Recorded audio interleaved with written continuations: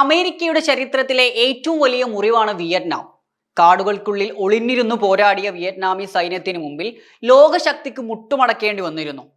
ഇറാനിലേക്ക് കരസേനയെ വിന്യസിക്കാനാണ് അമേരിക്കയുടെ ഭാവമെങ്കിൽ മറ്റൊരു വിയറ്റ്നാം യുദ്ധത്തിന് തയ്യാറെടുത്തു കൊള്ളാനാണ് ലോകശക്തിയായ അമേരിക്കയ്ക്ക് കടുത്ത മുന്നറിയിപ്പുമായി ഇറാൻ വീണ്ടും രംഗത്തെത്തിയിരിക്കുന്നത്. സ്കൈ ന്യൂസിന് നൽകിയ പ്രത്യേക അഭിമുഖത്തിലാണ് ഇറാൻ വിദേശകാര്യ സഹമന്ത്രിയുടെ ഈ പ്രതികരണം.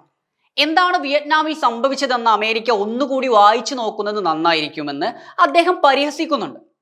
പതിറ്റാണ്ടുകൾ നീണ്ടുനിന്ന വിയറ്റ്നാം യുദ്ധത്തിൽ ലോകത്തെ ഏറ്റവും വലിയ സൈനിക ശക്തിയായ അമേരിക്കയ്ക്ക് കനത്ത നാശനഷ്ടങ്ങളോടെ പിന്മാറേണ്ടി വന്നിരുന്നു.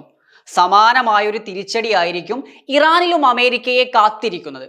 ഇറാനുമായുള്ള ഏറ്റുമുട്ടലിൽ അമേരിക്കൻ നികുതിദായകരുടെ പണവും സൈനികരുടെ രക്തവുമാണ് പാഴാകുന്നതെന്ന് അദ്ദേഹം ഓർമ്മിപ്പിച്ചു. ഇറാനെ കുറിച്ച് ധാരണയില്ലാത്തവരുടെ ഉപദേശം കേട്ട് യുദ്ധത്തിന് ഇറങ്ങരുത് എന്ന കർശന നിർദ്ദേശവും ഇറാന്റെ ഭാഗത്തു നിന്നുണ്ടാകുന്നുണ്ട്.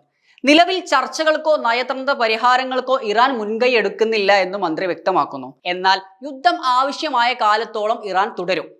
എന്നാൽ സമാധാനത്തിനുള്ള സാധ്യതകൾ പൂർണ്ണമായും ഇറാൻ തള്ളിക്കളയുന്നുമില്ല.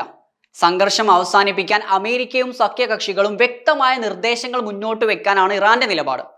ഇസ്രായേൽ പ്രധാനമന്ത്രി നെതന്യാഹു സ്വന്തം രാഷ്ട്രീയ നേട്ടങ്ങൾക്കായി അമേരിക്കയെ ഒരു കളിപ്പാവയായി ഉപയോഗപ്പെടുത്തി വിനാശകരമായ യുദ്ധത്തിലേക്കാണ് തള്ളിവിട്ടിരിക്കുന്നത് എന്നാണ് ഇറാൻ കുറ്റപ്പെടുത്തുന്നത്. ഫെബ്രുവരി 28 മുതൽ ആരംഭിച്ച ആക്രമണം 3 രാജ്യങ്ങളിലും കടുത്ത മുറിവുകളാണ് ഏൽപ്പിച്ചിരിക്കുന്നത്.